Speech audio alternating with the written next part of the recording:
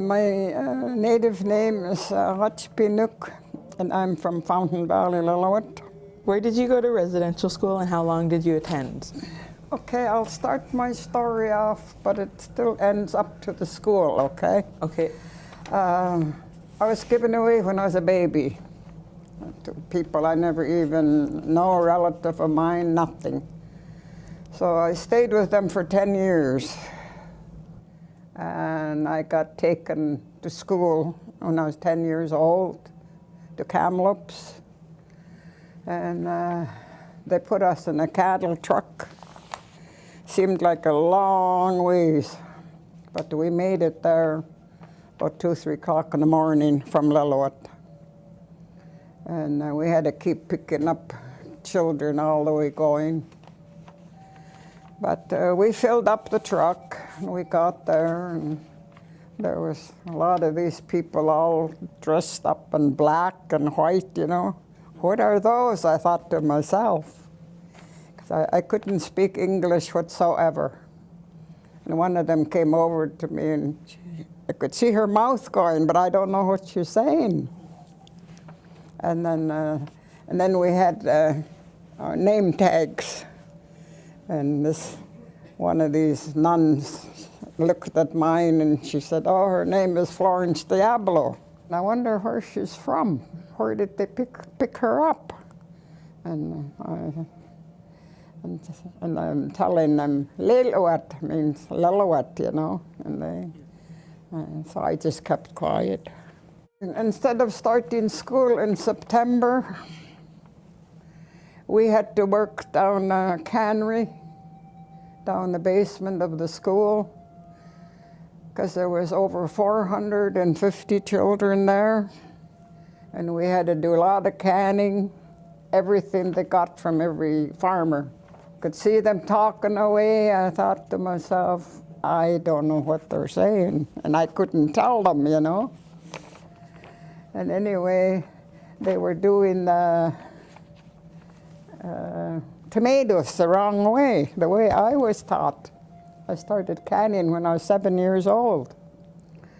And they were just putting the tomatoes right in whole in the bottle, big bottles. And I happened to slap one of them on the hand, you know. She looked at me. I thought she was going to hit me. And I couldn't say anything. And I done this to her. I meant a big bowl. So she got a big bowl. And then I took her tomatoes and started putting it in. And they had lots of boiling water there. They put it on there. I weighed it and I started taking them out by a fork. And then you put it in cold water and the peeling comes right off. That's what I tried to explain to her, but I didn't know how. And then I started cutting it and putting it in there. And and they were going to add lots of water.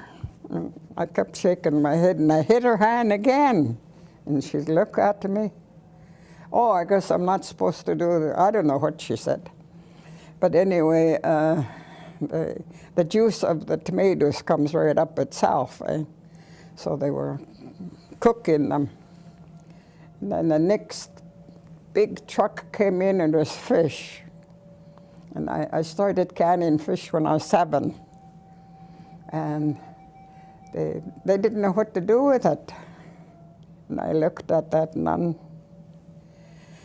I shook my head, you know, and I don't know what she said. Anyway, I took it and I washed it and cleaned it up, cut the head off.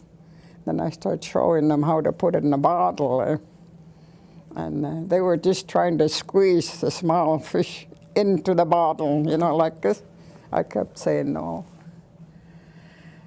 And they kept on talking, and I'm looking at them, and I couldn't even make out what they're saying, you know. When it was time to go to school, I went in a big room, and they told us to sit down on the desks. And of course, you know, I was nosy, tried to open it. Oh, and I closed it again. You know, to think of it today, all the answers I could have given them, you know. But no. And so they got a whole bunch, like they were from grade 1 up to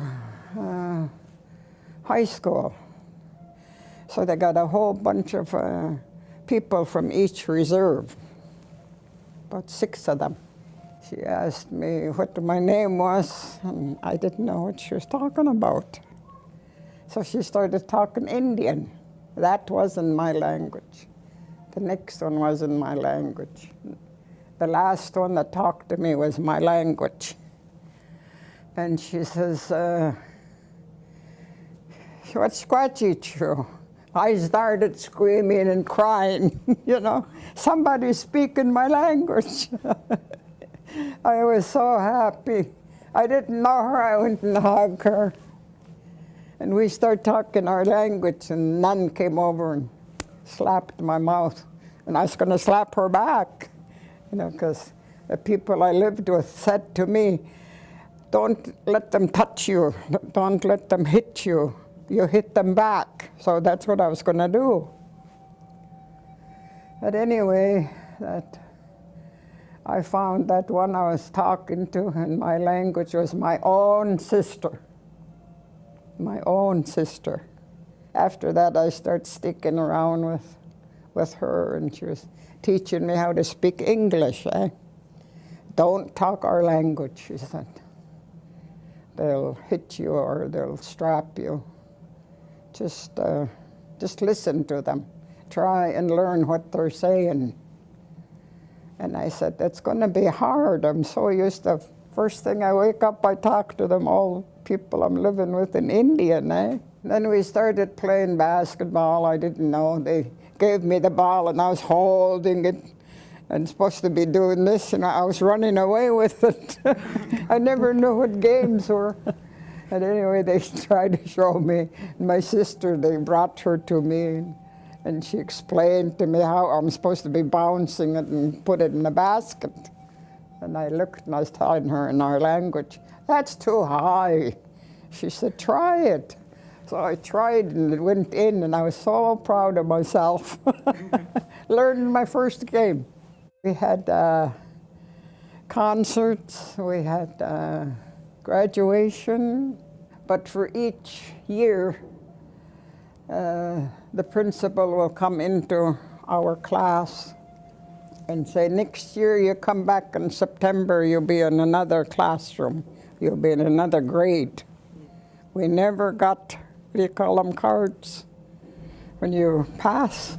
Report cards? Yeah, report cards. We never had those. And we played a lot of outdoor games, skating, and we're having a lot of fun, eh? They were asking who's going to go in with the boys' team. And this lady, a girl beside me, she took my hand and put it up. And I put my hand down. What you doing? You're going to be in the boys' team, she says. So I went in the boys' team. And of course I had long hair. Every time I'd make a goal or something, they'd come pull my hair. So I took it, wound it up and put the cap on.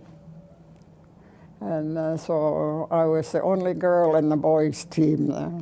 And we played basketball with them, grass hockey. And we went outdoor to town, and we went to a skating rink. And a lot of us learned how to skate real fast, you know. It was really nice. But every time it's Christmas time, we weren't allowed to go home. There was always some kind of sickness going on, mumps or measles.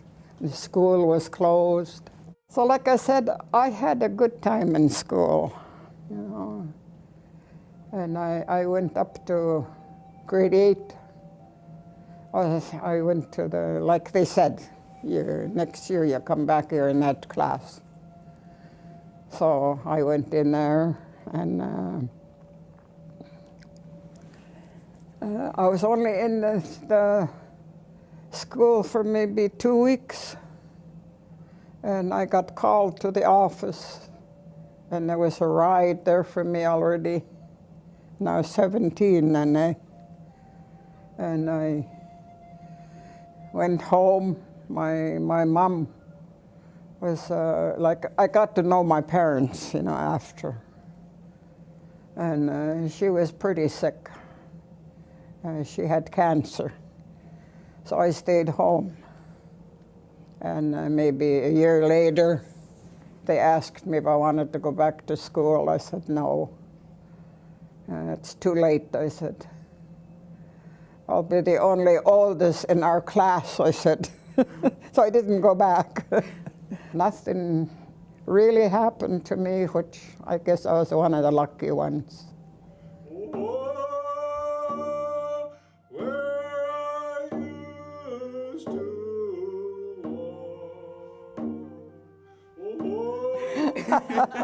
He has to.